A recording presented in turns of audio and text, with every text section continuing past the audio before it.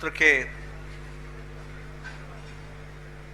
लोकार्पण पर मंच पर उपस्थित हमारे बहुत ही यशस्वी मुख्यमंत्री श्री नायब सिंह सैनी जी, हमारे प्रदेश के जुझारू अध्यक्ष श्री मोहन लाल बड़ोली जी, हमारे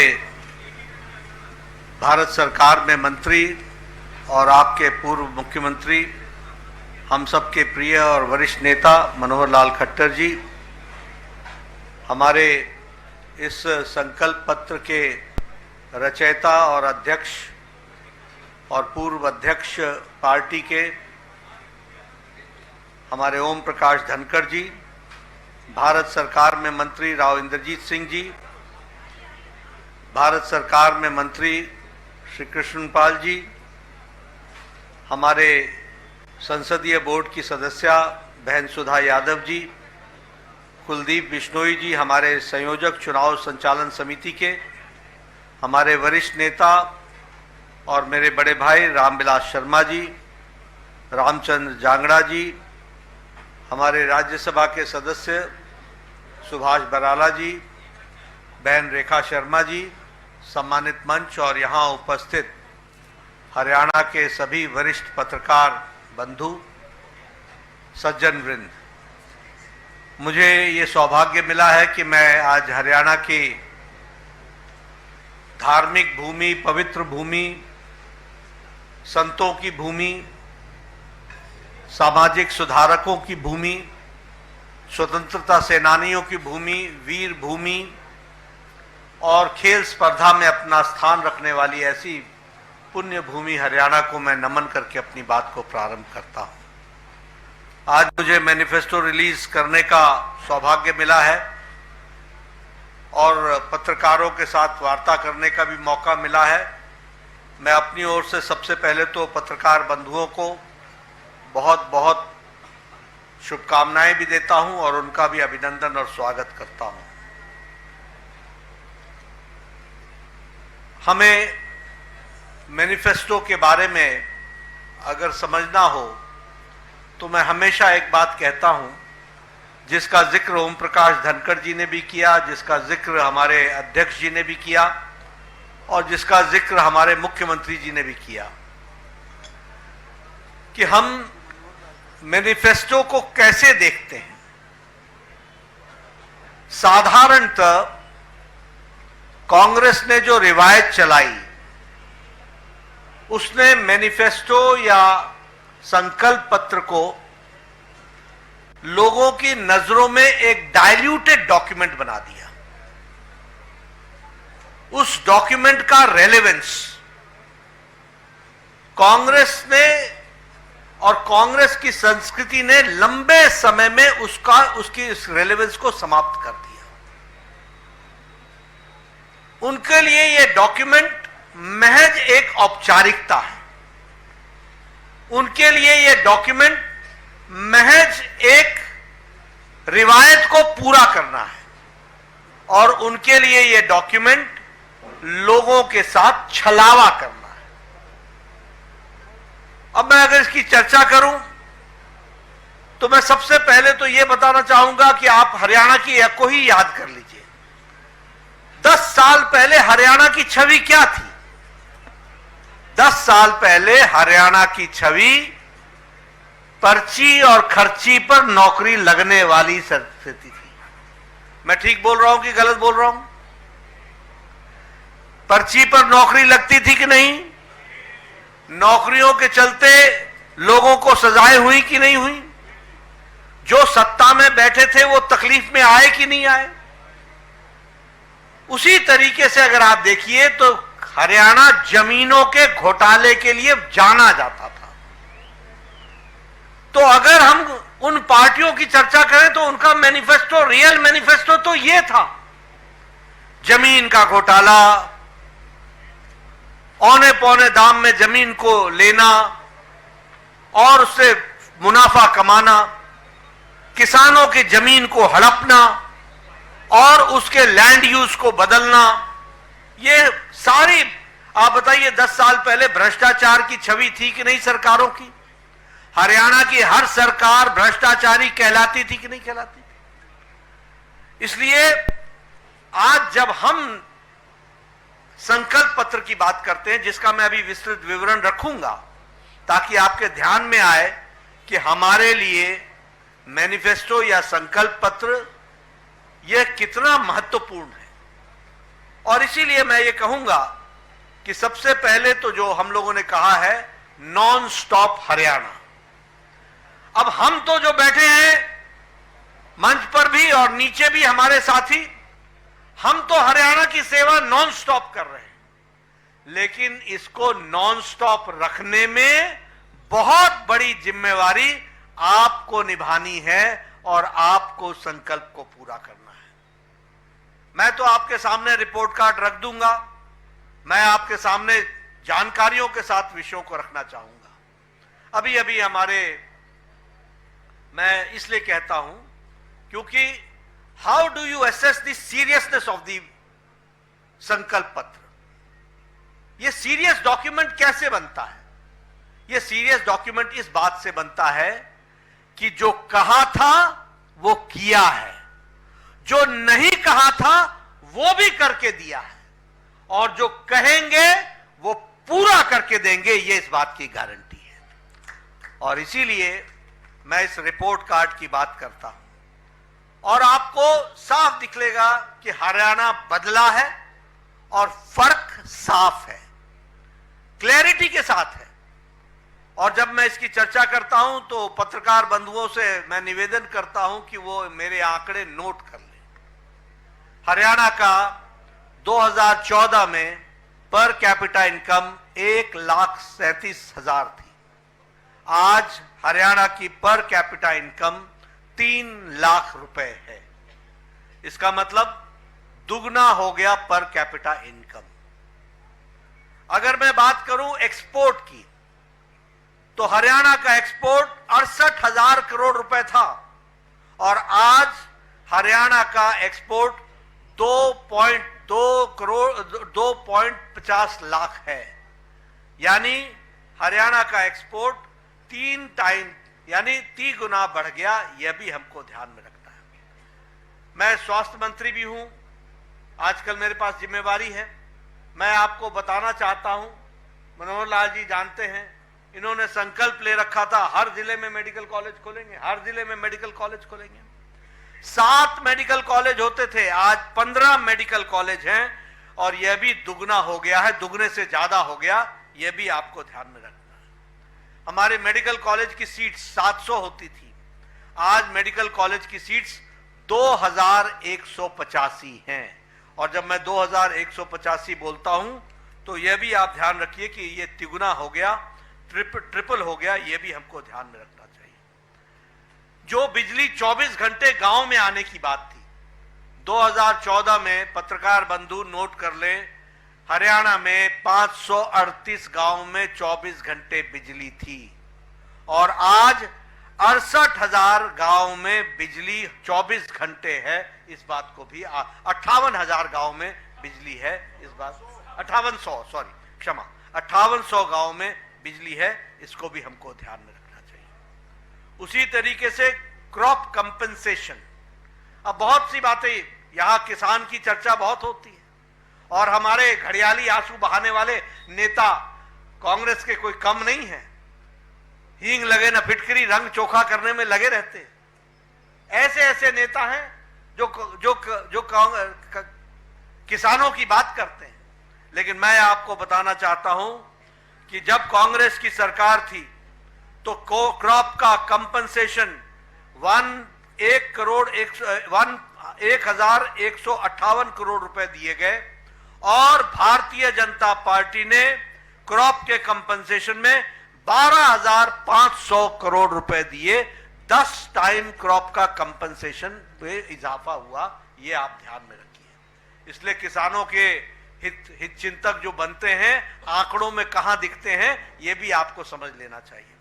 उसी तरीके से क्रॉप डैमेज के जो कंपनसेशन है वह 6,000 प्रति एकड़ था, उसको आज बढ़ा करके 15,000 प्रति एकड़ कर दिया गया, 2.5 गुना बढ़ा दिया गया। ये हमारे क्रॉप का कंपनसेशन दिया जा रहा है। इसलिए किसानों के हित चिंतक कौन रहा है, इसका विश्लेषण हमारे पत्रकार बंधु जरूर करें। ओल्ड एज पेंशन तिगुनी कर दी गई, 1000 होती थी, आज 3000 है। उसी तरीके से एमएसपी जो सिर्फ 8 क्रॉप्स पर मिलती थी, 8 क्रॉप्स, ये किसान के हित चिंतक, ये किसान के हितैषी बरसों से 8 से ज्यादा फसलों पर एमएसपी नहीं देते थे, आजकल एमएसपी की गारंटी मांगने फिर रहे हैं। इनको मैं बताना चाहता हूं कि ये हमारी सरकार थी जिसने आज 24 फसलों पर, 24 क्रॉप्स पर उसके लिए एमएसपी देना निश्चित किया है और उसको आगे बढ़ाया है। ये बात भी हमको ध्यान में रखना चाहिए। इसलिए जो कहा था, वो जो नहीं कहा था वो भी करके दिया है। मैं यहां आपके सामने बताना चाहता हूं, जिसके बारे में इन्होंने हमारे सैनी साहब ने आपको बता दिया कि हमने 100% अपना 2014 का और 2019 का मैनिफेस्टो लागू करने के बाद हम आपके सामने हाजिर हुए हैं। ये रिपोर्ट कार्ड की संस्कृति ये किसने सिखाई? मैं पत्रकार बंधुओं से पूछना चाहता हूं, 10 साल पहले आपने देखा था किसी नेता को रिपोर्ट कार्ड रखते हुए? 10 साल पहले किसी को देखा था आपने कोई आंकड़े रखते हुए? लेकिन आज हम आपके सामने रिपोर्ट कार्ड रख रहे हैं। और इसीलिए मैं आपको बताना चाहता हूं कि आज हर खेत को पानी स्कीम के तहत हमने हर एक एग्रीकल्चरल लैंड को आज सिंचित कर दिया है, 100% इरिगेटेड कर दिया है। ये बदलता हरियाणा है जिसको हमको समझना है। ये किसान की तस्वीर और तकदीर बदलने का काम किया है। इंटरेस्ट फ्री एग्रीकल्चरल लोन जो है वो 3 लाख फार्मर्स को दिया जाएगा, उसकी भी व्यवस्था की गई है। उसी तरीके से ये जब मंडी में जाते हैं तो उनको 10 रुपए की थाली भोजन की मिल सके, इसकी भी व्यवस्था की गई है। अगर मैं इंफ्रास्ट्रक्चर की बात करूं तो Delhi Sonipat Panipat regional rapid transport system, इसको शुरू कर दिया गया है। और उसी तरीके से भारत का पहला एलिवेटेड रेलवे लाइन वह आपके शहर रोहतक में बनी है, इसको भी हमको ध्यान में रखना चाहिए। उसी तरीके से हिसार को एयरपोर्ट बनाया गया है, दिल्ली के लिए, जयपुर के लिए, जम्मू के लिए, देहरादून के लिए यहां से एयर सर्विस शुरू हुई है। और 1000 से ज्यादा खेल नर्सरी बनाई गई और हरियाणा स्टार्टअप मिशन को भी प्रारंभ किया गया। अगर मैं महिलाओं की बात करूं तो विवाह शगुन योजना में एनुअल इनकम जो थी उसको 1.8 लाख तक बढ़ा दिया गया ताकि ज्यादा से ज्यादा हमारी बहनें उसमें कवर हो सके, उस बात को किया गया है। प्रधानमंत्री मोदी जी ने हरियाणा प्रदेश के लिए टैक्स डिवोल्यूशन में 4 गुना बढ़ा दिया और 76,000 करोड़ रुपए आपको टैक्स डिवोल्यूशन में हरियाणा को दिए गए।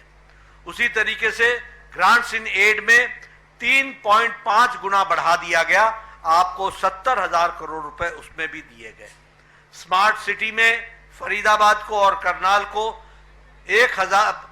15,000 करोड़ रुपए दिए गए, इसकी भी व्यवस्था की गई है।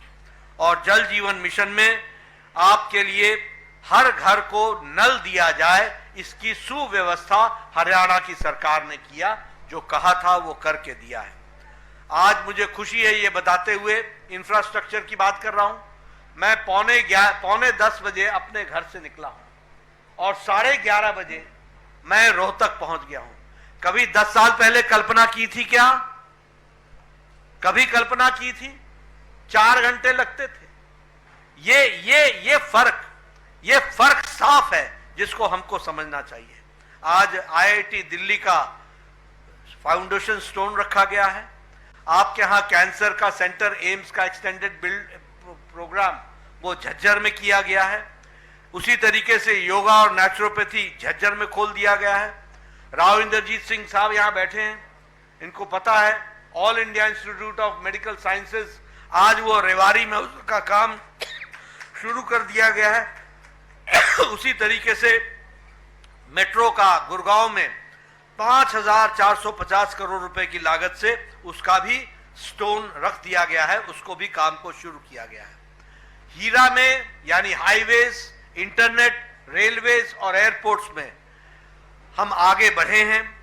Delhi Mumbai expressway, Delhi Amritsar Katra expressway, Ambala Kotputli corridor, Amritsar Bathinda Jamnagar, ये सारे एक्सप्रेसवे हरियाणा के थ्रू होकर के जा रहे हैं और हरियाणा के जीवन में मूल चूल परिवर्तन करने में बहुत बड़ा योगदान है, अमूल परिवर्तन करने में बहुत बड़ा योगदान है। इसको भी हमको समझना चाहिए। रेलवे में आज आपका इलेक्ट्रिफिकेशन 100% हो गया है। रेलवे का बजट हरियाणा में 9 टाइम्स बढ़ा दिया गया है और उसी तरीके से western dedicated freight corridor Rewari से लेकर मदर तक इसका भी बनाने का काम चला है। तो इस तरीके से ऑप्टिकल फाइबर में 6000 गांव को जोड़ लिया गया है, 6000 विलेजेस को ये पहुंचा दिया गया है और हिसार का, जैसा मैंने बताया, एयरपोर्ट को ऑपरेशनलाइज कर दिया गया है। इसलिए ये मैंने सारी बातें आपके सामने किस लिए बताई, इसलिए पत्रकार बंधु कि जब मैं आकर के आपके सामने हरियाणा का संकल्प पत्र रखता हूं तो आप ये ध्यान में रखिए, जैसा ओम प्रकाश धनखड़ ने कहा, this is a very serious document and this is the commitment. ये हमारा संकल्प है, ये हमारा कमिटमेंट है कि भारतीय जनता पार्टी की सरकार समयबद्ध तरीके से अगली बार जब आपके पास आएगी तो इन सारे वायदों को पूरा करके आएगी। इस बात को हम ध्यान में रख करके चलें और इसीलिए हम लोगों ने तय किया है कि सभी महिलाओं को लाडो लक्ष्मी योजना के तहत वित्तीय सहायता प्रदान करने के लिए प्रति माह 2100 रुपए का 2100 रुपए का सहायता प्रदान की जाएगी। उसी तरीके से आईएमटी खरखोदा के तर्ज पर 10 अत्याधुनिक यानी मोस्ट मॉडर्न इंडस्ट्रियल शहर बनाए जाएंगे और 50,000 से ज्यादा युवा जो आसपास के गांव के होंगे उनको उद्यमियों से बातचीत करके उनको वहां पर रोजगार दिया जाएगा, उनको रोजगार दिया जाएगा, इसकी व्यवस्था की जाएगी। इसी तरीके से चिरायु आयुष्मान में जो आपको 5 लाख रुपए प्रति वर्ष मिलता है उसको 10 लाख रुपए कर दिया जाएगा, प्रति वर्ष 10 लाख रुपए आपको दिया जाएगा। साथ ही साथ 70 वर्ष से ऊपर के हमारे जो परिवार में लोग होंगे उनको अलग से परिवार के लिए 10 लाख रुपए की व्यवस्था की जाएगी। यदि 1 हो 2 हो उनको 5 लाख रुपए की व्यवस्था उनके लिए अलग से की जाएगी, यह व्यवस्था की जाएगी। एमएसपी में 24 फसलों की एमएसपी जारी रहेगी, उसको जारी रखेंगे। उसी तरीके से हम 2 लाख युवाओं को बिना खर्चे के और बिना पर्ची के बिल्कुल ट्रांसपेरेंट तरीके से गरीब का, गांव का बेटा रोजगार लग सके, सरकारी नौकरी देने का काम 2 लाख लोगों को देंगे, इसकी हम व्यवस्था करेंगे। उसी तरीके से हम 5 लाख युवाओं को अन्य रोजगार के साधन मुहैया कराएंगे और उसके लिए नेशनल अप्रेंटिसशिप प्रमोशन स्कीम के तहत मासिक रूप से मंथली उनको स्टाइपेंड उपलब्ध कराएंगे और उनको हम 5 लाख युवाओं को हम रोजगार के अवसर पैदा करेंगे। हम शहरी और ग्रामीण इलाके में 5 लाख आवास उपलब्ध कराएंगे, 5 लाख आवास बनेंगे शहरी और ग्रामीण में, ताकि हमारे बीपीएल और हमारे जो सोशियो इकोनॉमिक कास्ट सेंसस के दायरे में आने वाले लोग हैं उसमें कोई भी व्यक्ति बिना पक्के छत के न रहे, इसकी हम व्यवस्था करेंगे, इसको हम पूरा करेंगे। हम सरकारी अस्पतालों में मुफ्त डायलिसिस की व्यवस्था करेंगे।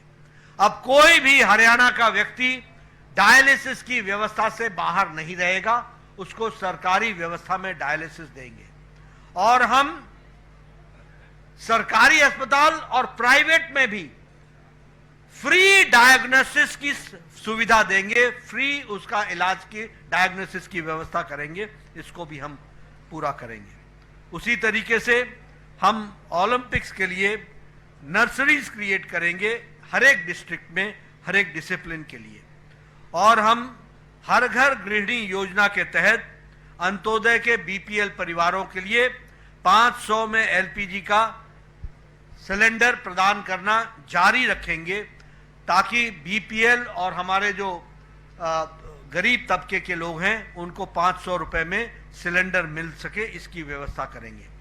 कॉलेज जाने वाले हमारी अव्वल बालिका योजना के तहत महिला छात्राओं को हम स्कूटी का अरेंजमेंट करेंगे, उनको हम स्कूटी देंगे, इसकी हम व्यवस्था करेंगे। एक बहुत महत्वपूर्ण योजना अग्निवीर योजना में हरियाणा सरकार उनको सरकारी नौकरी की गारंटी देगा और उनको सरकारी नौकरी में अग्निवीर योजना में जोड़ेगा।